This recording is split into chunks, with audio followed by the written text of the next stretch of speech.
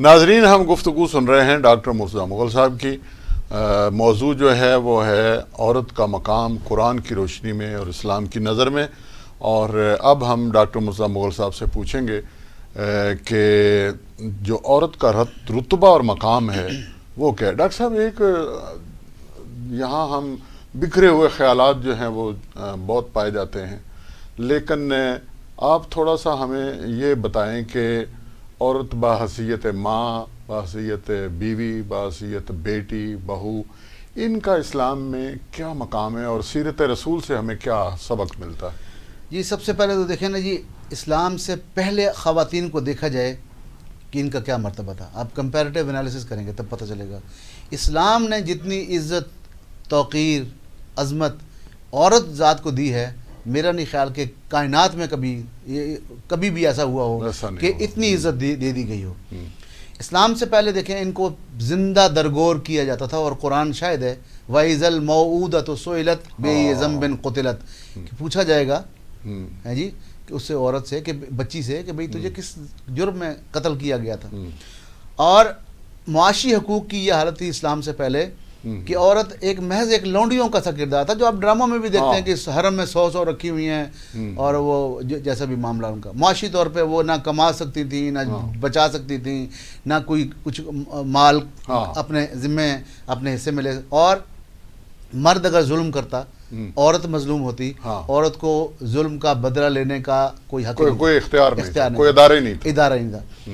آپ دیکھیں اس مقام پہ جا کے اس ماحول میں اس طرح کی بہت سی چیزیں، جہالت کا انبار تھا عورتوں کے بارے میں، جو کہ آج بھی ہے. انسان تو وہی ہے نا.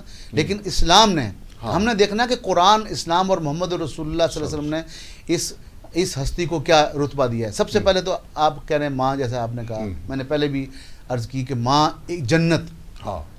اور حضور صلی اللہ علیہ وسلم سے کسی نے پوچھا، صحابی نے، یا رسول اللہ میرے اچھے سلوک کا مستحق کون ہے؟ تو آپ صلی اللہ علیہ وسلم نے فرمایا تیری ماں. انہوں نے پھر پوچھا، یا رسول اللہ پھر اس کے بعد؟ تیری ماں. تیسری بار پوچھا، اس کے بعد پھر کہا تیری ماں.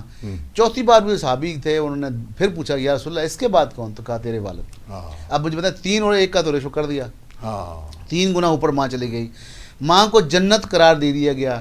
عیسیٰ علیہ السلام کا قول ہے کہ وَبَرًّا بِوَالِدَتِي لَمْ يَكُنْ جَبَّارًا شَقِيًّا، ماں کے ساتھ بہت اعلیٰ میں برتاؤ کرنے والا.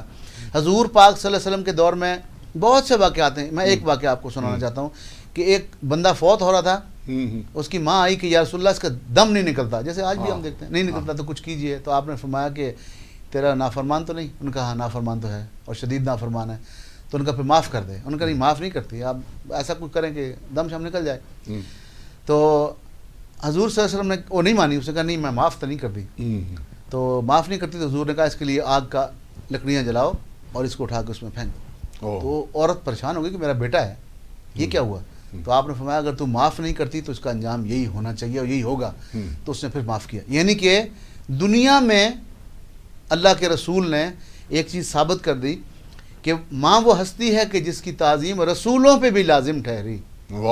اب آپ بتائیں اس سے اوپر کیا. اور جیسے میں نے پہلے عرض کیا کہ اللہ کے پیار کا پیمانہ ماں. صحابہ جا رہے تھے قافلے میں، ایک عورت کا ناگہاں بچہ گم ہو گیا. جب بچہ گم ہو گیا اور وہ آدھ پون گھنٹے ڈھونڈتی پھری آگے پیچھے، بچہ مل گیا آخر میں.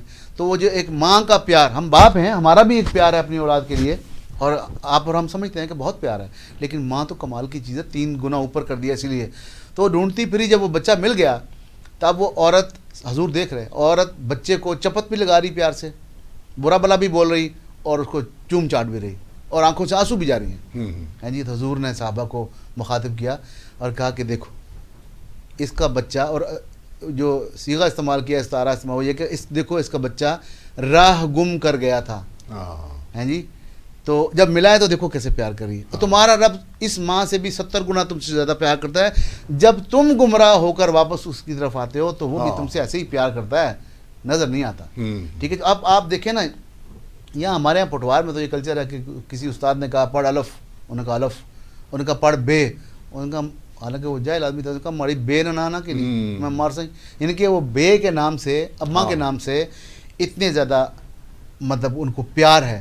اور اتنا پیار ہے کہ آپ دیکھیں کہ کسی کی ماں، اگر کوئی بچہ سگریٹ پی رہا ہو، پٹوار میں دیکھا ہے کہ ماں سگریٹ پی رہا اور ماں آ جائے تو وہ سگریٹ کو اپنے جیب میں ڈال دیتا ہے حتیٰ کہ اس کی قمیض بھی جل جائے, اس کا بدن بھی جل جائے, اور ماں کہہ دے, اور یہ صرف کہنے کی بات نہیں ہے, یہ پریکٹیکلی ایسا ہوتا ہے کہ ماں کہہ دے بچے پانی دے, اور بچہ پانی لے کے آئے اور ماں سو جائے, تو ایسا ہم نے ہوتا دیکھا ہے کہ بچہ 2 گھنٹے تک کھڑا ہے. وہ پیار ہے ماں کے ساتھ, یہ اللہ کے دین ہے, اللہ نے ہمیں فطرت میں ڈالا ہے. اور دیکھیں عورت کے بارے میں اب وہ کیا نا, اپنی ملت پر قیاس اقوام مغرب سے نہ کر, خاص ہے ترکیب میں قوم رسول ہاشمی. جو رسول ہاشمی نے عورت کا مقام دے دیا ہے وہ کمال کا کمال. اچھا اس سے آگے چلیں, آپ حجۃ الوداع پڑھ لیں. میں کچھ چیزیں چونکہ ہم طالب علم ہیں, ہم طالب علمانہ کوشش کرتے ہیں, اور ہمارا جو نقطہ نظر ہے ہمارا وہ یہ ہے کہ فذکر بالقرآن من یخاف وعید, جو اللہ سے خوف کھاتا ہو, رسول اللہ کا عاشق ہو, اللہ کا بندہ ہو, ہیں جی, جس کو آخرت میں اللہ کے سامنے کھڑے ہو کے حساب دینے کا اس کے اندر وہ موجود ہو, اس کو آپ قرآن کے ذریعے سے تذکیر کر دیں. باقی وہ قرآن جانے اور وہ جانے اور اللہ کے رسول کی باتیں جانے. اور حجۃ الوداع میں حضور نے فرمایا ان عورتوں کے لیے, کہا عورتوں سے بہترین سلوک کیا کرو. ایگزیکٹلی عبارت پڑھ رہا ہوں جو میں لکھ کے لایا ہوں. عورتوں سے بہترین سلوک کیا کرو کیونکہ وہ تمہاری پابند ہیں, وہ خود اپنے لیے کچھ نہیں کر سکتی. اور حقیقت یہ ہے کہ میجارٹی آف وومن اپنے لیے کچھ نہیں کر سکتی. چند ایک کو چھوڑ دیں, یہ ماڈرن اسکار پڑھی لکھی دنیا شہری, ان کو چھوڑ دیں, باقی حالات یہی کچھ ہیں. اپنے لیے کچھ نہیں کر سکتی, اس لیے ان کے بارے میں اللہ کا لحاظ رکھو. تم نے انہیں اللہ کے نام پہ حاصل کیا ہے, بیوی کے لیے کیا ہے, اور اسی کے نام پر وہ تمہارے لیے حلال ہوئی ہیں. خدیجہ کو دیکھیں, اماں خدیجہ کو دیکھیں, اماں عائشہ کو دیکھیں. ڈاکٹر صاحب اسی سے میں آپ سے پوچھنا چاہتا تھا جی, کہ ماں کا ذکر آپ نے بڑی خوبصورتی سے کر دیا. اب یہ بیوی جو حلال کی گئی اللہ کے نام پر, تو بیوی کی شان کیا ہے, اس کا رتبہ کیا ہے اسلام کی نظر میں, اور کیا ہمیں حکم دیا گیا؟ دیکھیں نا, بیوی کا یہ ہے کہ جو آپ کا نکاح ہوتا ہے یہ ایک ادارہ بنتا ہے. اچھا, ادارہ ہے نا, نکاح کے بعد خاندان کا ادارہ بنتا ہے, جو برابری, جس میں دونوں برابر ہیں, ان کی تخلیق یکساں ہے, ان کے معاملات یکساں ہیں, ان کا ذہن یکساں ہے, ان کی عبادات یکساں ہیں, ان کی آخرت میں محاسبہ یکساں ہے, آخرت میں ان کو جو چیزیں ملنی ہیں وہ یکساں ہیں, سب کچھ ایک طرح سے ہے جی. تو اس کے بعد ان کے جو اعمال وہ کریں گے دونوں ایک ہی طرح ان کو پھل ملے گا, ایک ہی طرح کا اچھائی یا برائی ایک ہی طرف سے ملے گی. لیکن جیسے آپ نے پوچھا کہ بیوی کا کیا ہے, تو بیوی ایک ادارے میں جب بنتی ہے, خاندان کے ادارے میں جب بنتی ہے, تو بیسیکلی اب وہ مرد اور عورت ڈسکس نہیں ہو رہے, اب وہ میاں اور بیوی ڈسکس ہو رہے ہیں. مرد عورت کے حساب سے بالکل برابر, وہ گھر کی ملکہ, وہ باہر کا شہزادہ, اس کے گھر کے کام ہیں, اس کے باہر کے کام ہیں, دونوں کا مل کے 2 پہیے ہیں گاڑی کے چل رہے ہیں. لیکن جب میاں بیوی بنتے ہیں تو اللہ کہتا ہے وَلِلرِّجَالِ قَوَّامُونَ عَلَى النِّسَاءِ, ان مردوں کو نہیں کہا, ان خامندوں کو, کیا لفظ مرد ہی ہے لیکن ہے کیا خامند. جب وہ خامند بن جاتا ہے تو آپ کوئی ادارہ قائم کرتے ہیں بیگ صاحب, تو آپ اس ادارے کو قائم کرنے سے پہلے اس کا کوئی چیف ایگزیکٹو بھرتی کرتے ہیں کہ نہیں کرتے ہیں؟ جب آپ خود ہی تو چیف ایگزیکٹو بھرتی کرتے ہیں, پھر اسی کی بات باننا شروع کرتے ہیں.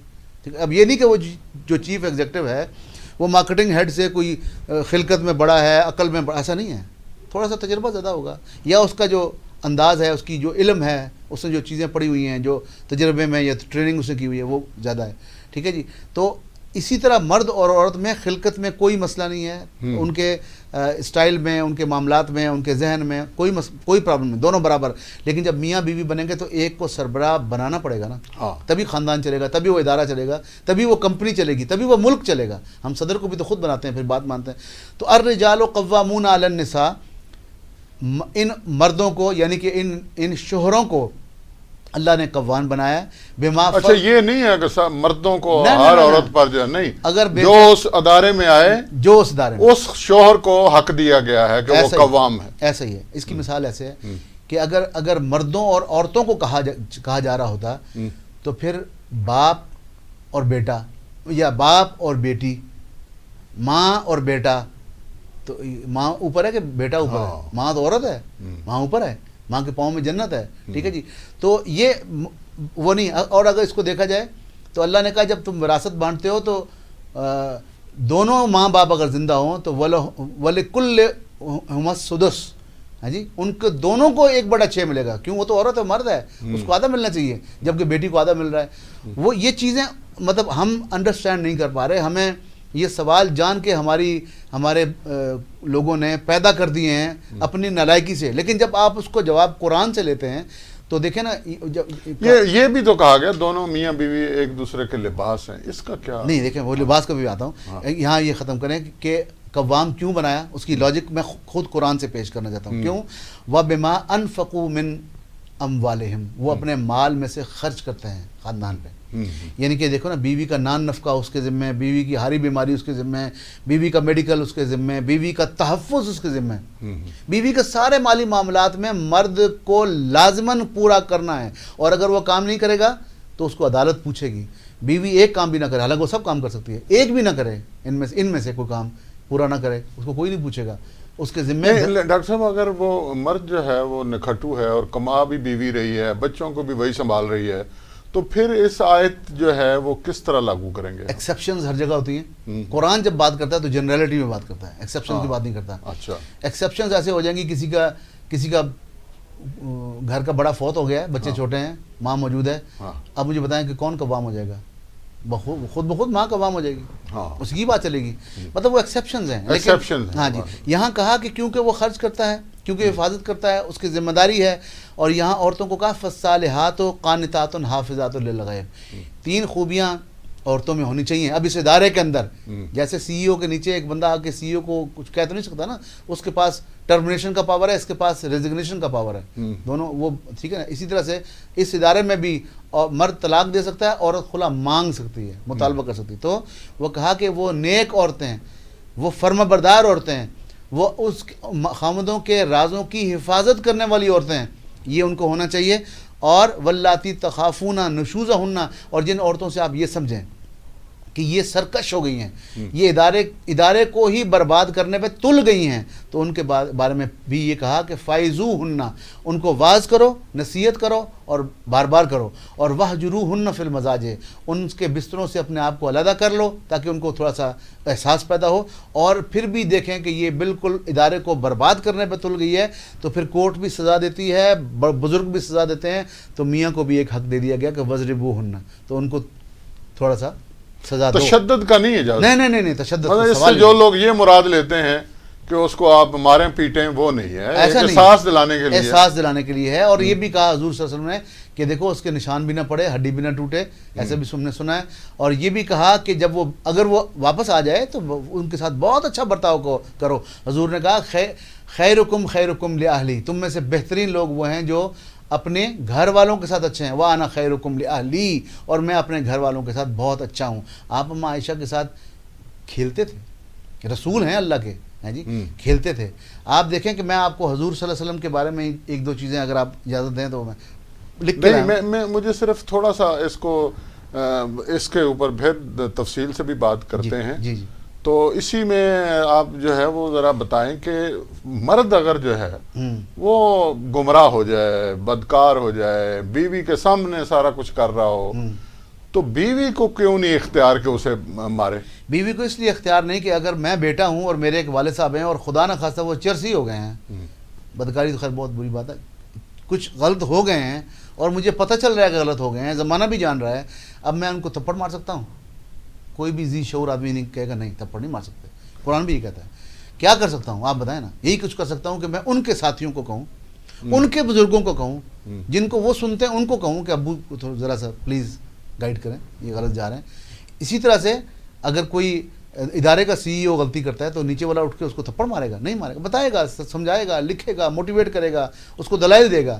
تو آپ یہ رویہ، کیونکہ اس وقت وہ عورت نہیں ہے، وہ بیوی ہے ایک ادارے میں، اس کے میاں کو اس پر ایک اللہ نے فوقیت دی ہے اور اس کی وجوہات، اور اس نے نکاح میں یہ قبول کیا، اور اس نے نکاح میں قبول کیا ہے. اچھا، وہ جو نکاح میں جب قبول کیا تو نکاح میں جو مرضی شرط لکھتی، وہ اس کو کس نے منع کیا تھا؟ وہ لکھتی کہ مجھے طلاق کا حق دے دو. ناظرین ایک وقفے کے بعد دوبارہ حاضر ہوتے ہیں.